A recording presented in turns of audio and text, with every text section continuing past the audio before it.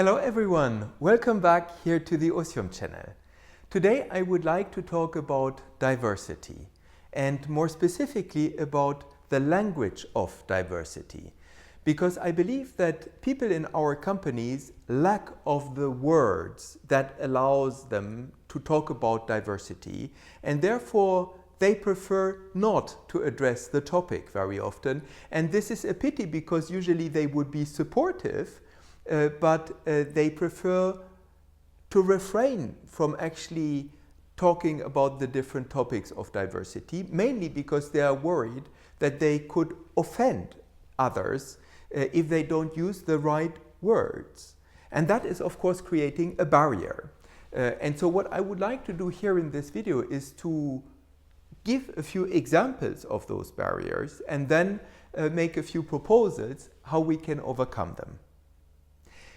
So let's start with the examples. When we speak in English about male and female candidates, for example, that doesn't translate very well into Latin languages, because the term female is actually used in those languages only for animals. And so for people for whom English is not their mother tongue, it is very uncomfortable to use this term. When we talk about ethnical diversity, in English we use the term of people of color, or the Americans talk about African Americans, for example. But again, those terms don't translate so easily into other languages. We have the terms of handicap, disability, or limited ability, and people are not quite sure very often which one is the appropriate term. And they are worried that if they use the wrong one, that this could be offensive. And then they prefer not to talk about this topic of handicap.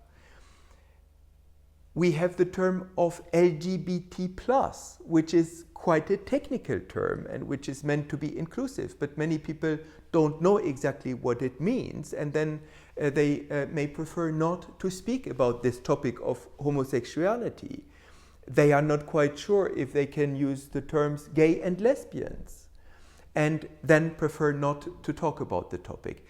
And that is, of course, very counterproductive, because the gay community would be quite comfortable with either of these words and would be quite happy if the topic would be discussed more openly in our organizations. So we see that there are many barriers, and it is necessary to establish the language. So how can we do that? I believe that it would be good if management would actually name the communities. Very often we talk about diversity and inclusion and we stay at a quite conceptual level, but if we would name the communities, that would actually provide to people in our organizations that language that they can then safely use themselves. We could also leverage on internal communication and, for example, give the word to people from those different diverse groups, so that they can speak about themselves. And then again, others will hear the words and will know that they can be used without the risk of offending anyone.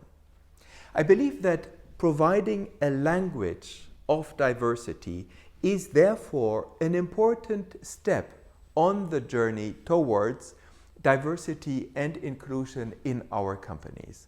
I hope that this video can contribute to this journey, and I hope, of course, that you have enjoyed it.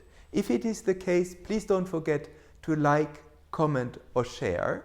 You can also subscribe to my YouTube channel or check my blog at svensummerladeinoneword.com, where you will find the article of this video. I hope to see you soon, and I say goodbye for now.